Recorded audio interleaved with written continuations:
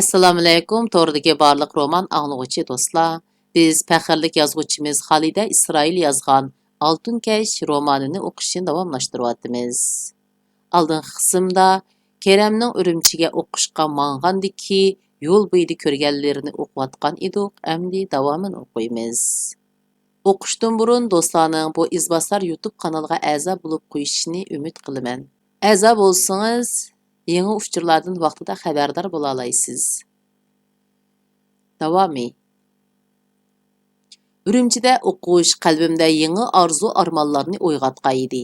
Tasavvurimda men bu maktabda bilim ilib davrining sarxil ziyolilarining biriga aylanatdim. Men bu yerda zamonaviy madaniyatni, axloq fazilatni, odam bo'lishni o'rganatdim. Men yana bu yerda o'zim talpingan g'oyaviy muhabbatga erishatdim. Albatta, bularning hammasi tirishchiligim orqali amalga oshadi. Men tirishdim, o'qidim, a'lochimu munavvarmi bo'ldim, utuqmi qozondim. Ammo orzuyimdagi muhabbatni topolmadim. U mendan borgan sari yiroqlab ketayotgandek edi. Reallikdagi muhabbat bo'lsa intayin oddiy edi. Qiz-yigitlar go'zal chiroy, esil kiyim-kechak uchun. Maktab nomi, moddiy boylik, o'rin, martaba uchun yoki nihoyat arzimas narsalar uchun bir-biri bilan muhabbatlashadi yoki osonla ayrilib ketishadi. Ayrilib ketganlar bir-birini tillab qo'yib yana birlarini topadi. Men g'oyam bilan reallik o'tirsida gangirab yuratdim. Qaynoq muhabbat she'rlarini yozatdim-yu, tasavvurimdagi haqiqiy muhabbatni topolmagan edim. Birinchi yillikning 2 mavsumida men bir qiz saboqdishim bilan yaqin o'tdim. U oq seriq, qoshsiz, tom qapoqlari ostidagi sal qisiq ko'zlari, yeshilga moyil, puchuq burun bir qiz edi. Ikki mangzi bilan to'liq kelgan lavlaridagi tabiiy qizilliklar uni o'moq ko'rsatib turadi.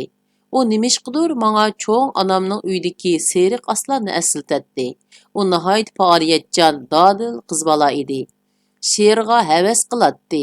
Darsdan tushibla yinimga kelib o'tirib, o'zining mashq she'rlarini ko'rsatdi. Men bir tarafdan so'zlagash, uning she'rini o'zgartib beratdim yoki qalmashmagan misralarning ostiga sizib, qayta yezib kelishga topshiratdim. Men o'zgartib bergan 2 she'ri gazetga bisilgandan keyin uning havisi o'tda qizib ketdi. U boshqalar nima der demay, har tanaffusda yinimga kelib oladi.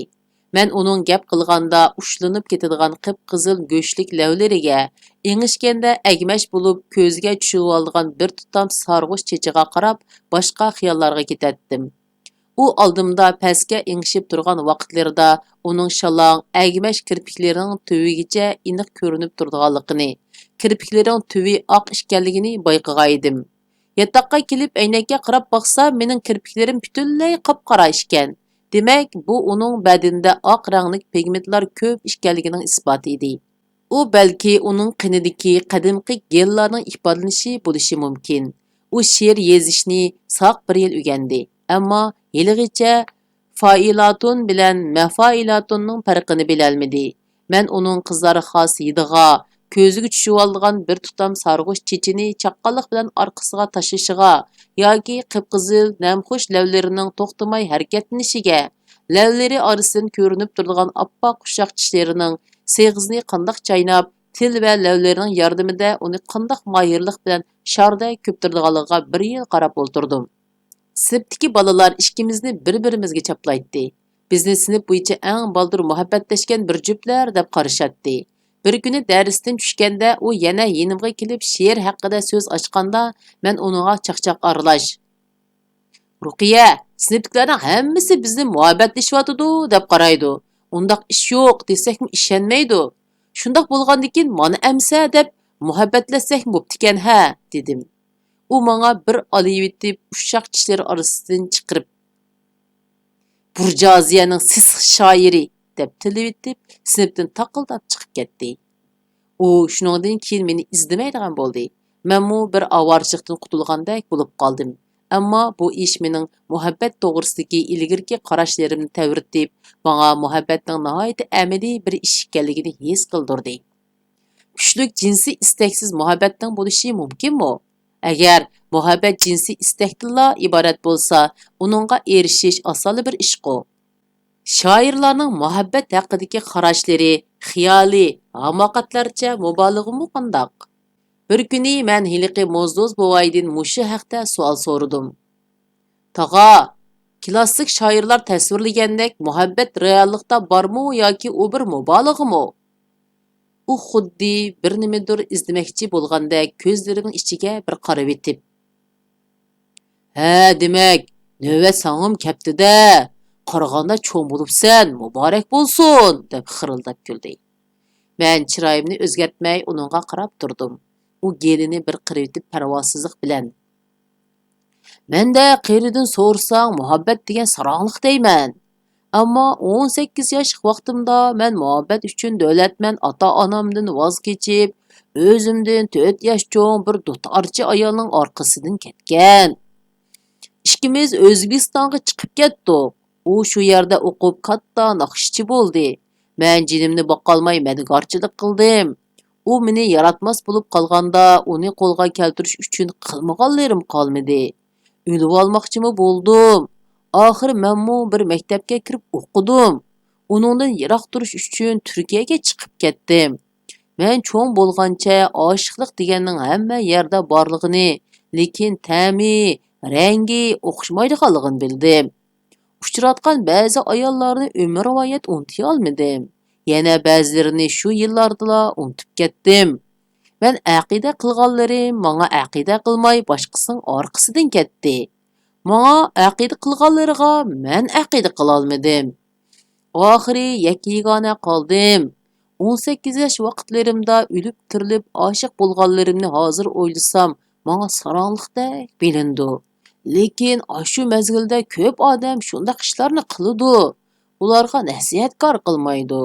Shunga qadimqilarning she'rlarida yezig'ini shundaqroq ishlarmikin deyman, dedi. Lekin to'y qilish uchunla to'y qilib tuz yo'lda oddiy yashaydiganlarim ko'p ekan. Ularning hamma ishi o'ngishli bo'ladi ekan. Behuda jafo tortib yurmaydi ekan. Nima demoqchi bo'lganingni tushundim. To'g'ri. Odamga o'xshamaydi. Ba'zi odamlar xiyolchan, ichi kuchli bo'ladi. Bo'libmi shoir haq bu dunyoda emas, xiyoliy dunyosida yashaydi. Odatdagi ishlarni mubolag'a qilib, voh deydigan narsalarni yezib yuriydi va shuningdan huzurlanadi. Ba'zilar ularni xiyoliy narsalarni ko'rdi, jillar bilan so'zlashidi deydi. Ularning yozganlarini ko'rib huzur olsa bo'ladi. Lekin ularda to'g'risi bo'lmaydi. Mening tajribamdan qaraganda bak sat emas, aqli hushi joyida, mijoz yaxshi xotindan birsi bo'lsa, uyingni tutsa, xizmatingni qilsa, bolalaringni boqsa bo'lmadimi? Chiroyning, havasning orqasidan yugursang, mana menga o'xshash oqibatga qolasan. Odamning umri bak qisqa.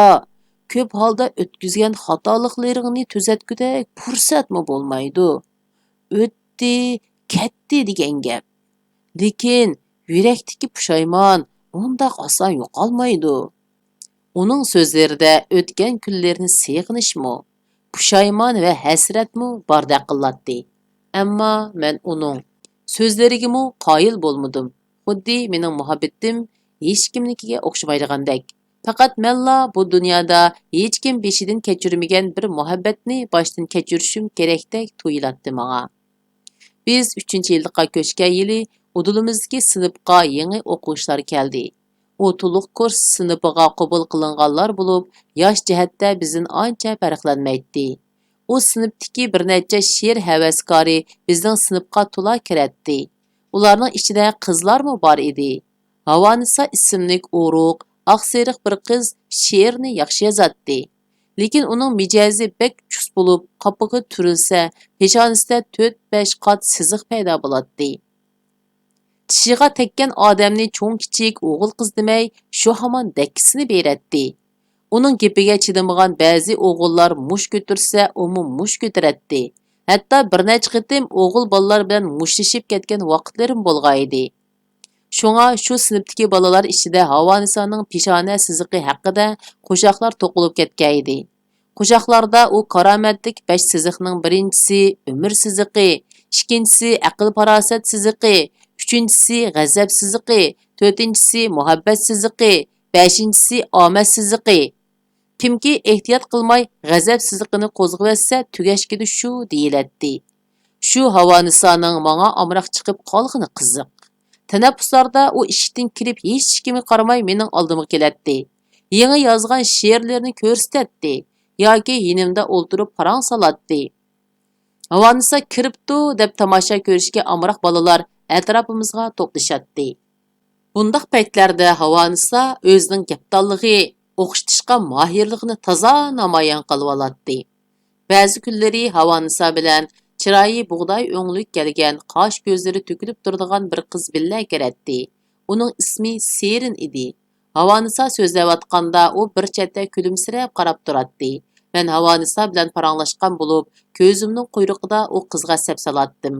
Mening kuzatishimcha, u ratlik, pokiz yuradigan, gap so'zi o'rinliq, qoida usulliq bir qiz edi. Anglashimcha, sinfidagi boshqa bolalarmi uni maqtashir ekan. U she'r yozmaydiganligi uchunla mijozi chus Havanisa bilan chiqishib o'talaydi ekan. Ular sirtlardimi doim billa yuradi. Sirtda uchrashib qolganda Havanisa oldimga ittik keladi, ammo Serin bir chetda qarab turadi. Zo'rlab salom qilib gapga tutsam, o'zini tortib, "Yo'q, ya, ha" deb javob beradi. U bek diqqatni tortadigan qizlardan emas edi, ammo ma'ri issiq, qaragancha odamga chiroyli ko'rinadigan bir yerlari bor edi. Agar u buningdan chiroyli bo'lgan bo'lsa, balki uningga qiziqmasligim mumkin edi. Uningga bir qarasam ko'nglimda, "Ash qiz shu, men izlayotgan qiz naq shu" deydim. Uningga yaqinlashmoqchi bo'latdim-yu, yaqinlasha olmaydim. U hamon mendan urkib o'zini qochirib yuradi. Ba'zida nihoyat ehtiyot bilan Havanisadan gap olmoqchi bo'latdim. U Serinning yaxshi oilada cho'ng bo'lgan, yuzi to'van, axloqli qiz ekanligini, muhabbatning gapi chiqsa, biz texi maktabga amdi keldik, undaq ishlarga berilib ketsak bo'lmaydi, deydiganligini, o'zi she'r yozmag'ini bilan mening she'rlarimni nihoyat qiziqib o'qiydiganligini va meni bek cho'ng ko'rdiganligini so'zlab beradi. Bu gaplar meni hayajonlantirib uyqumni qochiradi. Men ashu sirliq qizga atab qalbimdagi yoshirin kuyishlarimni ifodalab she'rlarni yozatdim va ularni yenimdagi saboqdoshlarimga ko'rsatdim. Ular xotirlariga ko'chirib oladi. Ko'p o'tmay bu she'rlarim keng tarqaladi. Men Serinning bu she'rlarni o'ziga atab yozganligimni tushunishini orzu qilatdim. Ammo uning chiroyidan bundaq biror ifodani ko'rolmay umidsizlandim. Hash-pash deguncha yangi yilmi keldi. O'gay ana nomli dastonimning jurnalda e'lon qilinishi, orqadilla dastonim va xalq cho'chaklari asosida o'zim o'zgartib ishlagan Oltunkash nomli dramaning muvaffaqiyatli o'yinlanishi ijodiy qizg'inligimni yangi pallaga ko'targan edi. Men minut sekundni qo'ldan bermay, yangi she'r, hikoya, povestlarga tutish qilgan edim. Kelar yili texmi ko'p hosil olmoqchi edim. Shu mezgillarda Serinning meni ko'rganda huduqib, qip-qizil bo'lib ketishlari, menga yiroqdan tortinib ham talpinib qarashlari xayolimdan chiqmaydigan bo'lib qolgan edi. Menga endi faqat paytning pishib yetilishini kutishli qolgandek bilinadi. Men ma'lum vaqtga muhtoj edim. Kutgan vaqt yetib kelay deganda, men muvaffaqiyat, shon-shuhrat va muhabbatning 7 qavat osmondan mullaq etib tushdim. Tushgandimi ajoyib tushdim. Asarlarim haqida tunji cho'ng hajmlik tanqid maqolasi e'lon qilingan kuni yotoqda yolg'iz o'tirsam Kamal kirib, "Men sana degaydim, siyosiga chaqchaq qilg'il bo'lmaydi deb. Qara, shuncha cho'ng ish terayotganingni. Sen talantingni zoya qilmasliging kerak edi", dedi. Men uningga, "Sen mening eng yaqin og'inam. Sana ko'nglimga gapni qilay. Men faqat o'zim yozishga tegishlik deb qaragan narsalar yozdim. Buningdan pushaymonim yo'q. Yozgan ishkanman, beshimga kelgan ko'rarman", dedim. Kamal miyiqida kulib qo'yib beshini chayqadi. Tilini chakildatib bir pas turdi-da, undamay chiqib ketdi. Kamal yaqinda yoqi Nuriya bilan qizg'in muhabbatlashib o'tadi. Bir-biriga bekmu mos kelgan bu bir juftlarning jahonning ishlaridan parvoyi palak edi. Shundaqdimi atdigandan buyon yotoqdagilar mendan o'zlarini qochirib, yotoqqamu kirmay yurgan bir paytda Kamolning meni izlab kirganligidan xursand bo'ldim. Keyin men uning bu so'zlarini har xil so'rin, har xil sharoitda ko'p qitim asildim. Keyingi ishlar haqiqatan mening cho'ng ish terayotganligimni isbotladi. Voqeaning taraqqiyoti hamma odamning tasavvuridan ko'p halqib ketdi. Aksi inqilobiy tashkilotim va uning a'zolari fosh qilingan ashu yig'inda tarix muallimning va u topshirgan a'zolik badal puli hujjatining o'tirg'a chiqishi, orqadan serinning tortib chiqirilishi hozirmu men uchun bir tepishmoq. Tashkilotqu mening imzoyimga asosan gumon bilan ko'ptirilib paydo qilingan bo'lsin. Undaqda hiliqi hujjat nerdan paydo bo'lib qoldi? Biz bilan hech qanday aloqasi bo'lmagan aka-singil ishkaylanchu. Men ilgari hatto ularning aka-singil ishkanligini bilmaydigan tursam, bu yerda cho'qim bir kimlarning nodon kishilarni quturtib yolg'on paket, saxta delo paydo qilayotganligi aniq edi. Ammo u kim? Nima uchun shunday qiladi? Men bu masalani umr-voyat o'yladim, ammo uningga javob topolmadim. Ashu muloyim tortinchoq serinning qo'pol qo'llarining tortqishlashi, dushkallab ittirishi bilan sahnaga chiqishi, sahnaning o'tirsida lag'ildab titirgunicha yerga qarab turishi har vaqt ko'z oldimdan ketmadi. Serinning o'limi menga emas, do'stlarimga qattiq ta'sir qildi. Biz ashu bir mezgil ichida aql hushimizdan, aqli umid ishonchimizdan ayrilib, ertadan kechgacha beshimizni silib o'tirdigan, turib-turibla esa deb yig'laydigan bo'lib qolgan edik. Do'stlarimning keyin deb berishiga qaraganda, shu chaqda ko'pinchimizning kallasiga o'livilish xiyoli kelgan ekan. Abdusamad to'g'risidagi bir parcha to'ksimini ko'rib qo'ygan ekan. Maqsadini amalga oshirmoqchi bo'lgan kuni bizni boshqa yotoqqa ko'chirib ketganlikdan u saqlabdi. Xilil hech kimga bildirmay saqlab kelgan pertva bilan tumurni kesib olmoqchi bo'libdi.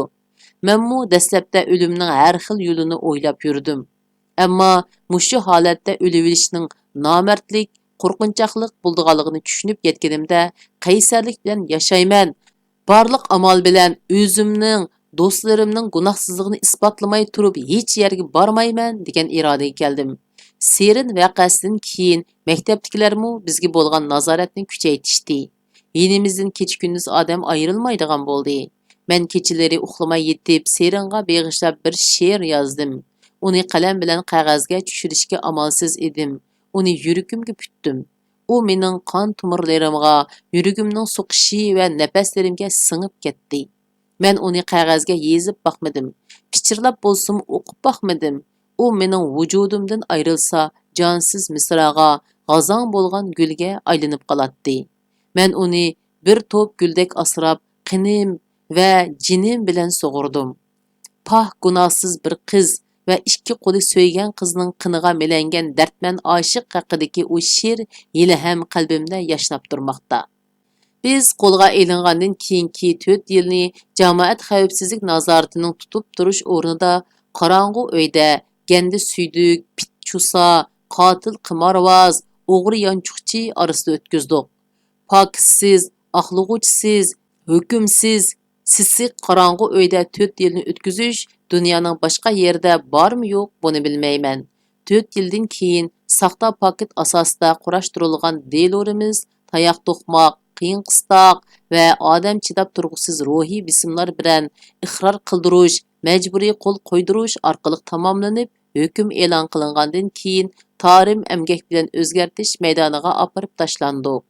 U yerda bizni kutib turg'ini insonning bardosh berish kuchidan halqagan og'ir jismoniy emgak edi.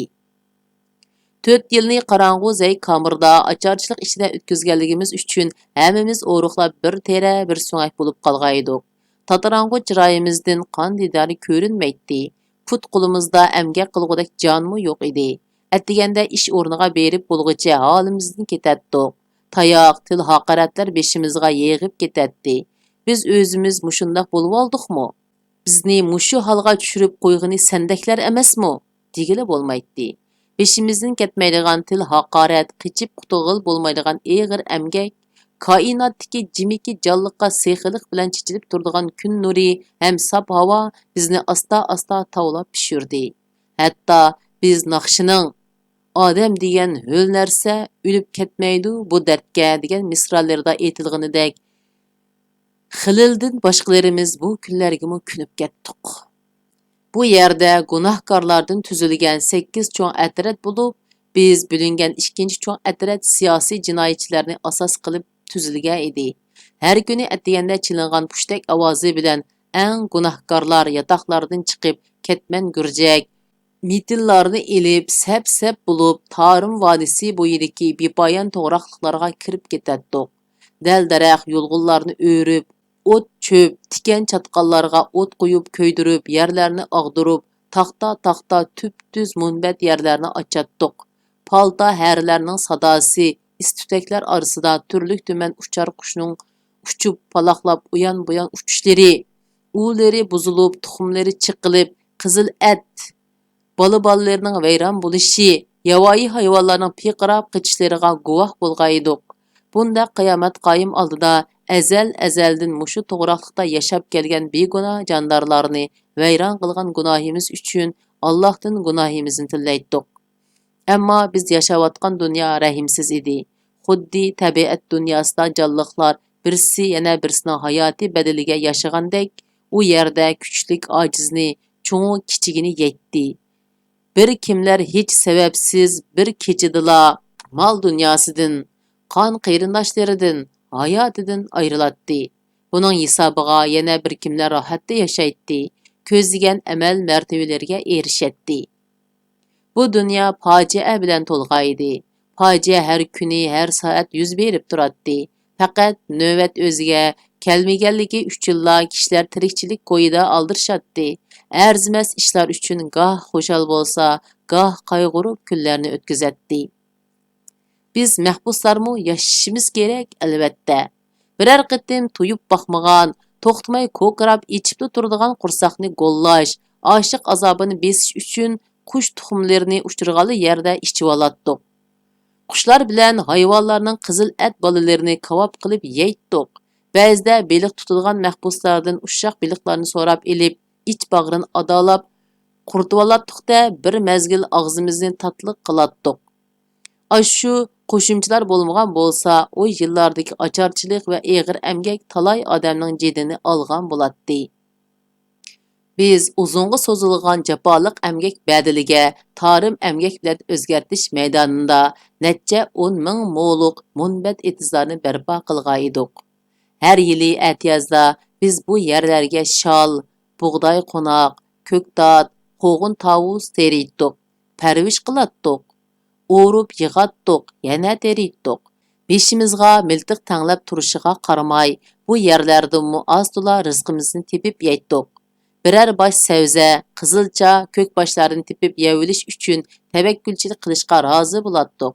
Qanday bo'lmasin, ilgirki 4 yillik turmushimizga silishtirganda, oftobda, sap havoda, tabiat qo'yinda o'tgan bu kunlarimizga shukr qilmay tura olmaydik. Til tayoq, haqorat sezgu a'zolarimizda o'zini mudofaa qilgan qilin bir qavat qasroq paydo qilgan edi. Hatto ba'zida til haqorat anglamay qolsak ajablanatdik. Uzun so'zilgan turma hayoti va ozuqlanishning nacharligi aslida ojiz tinimizni texmo zaiflashtirayotgan edi.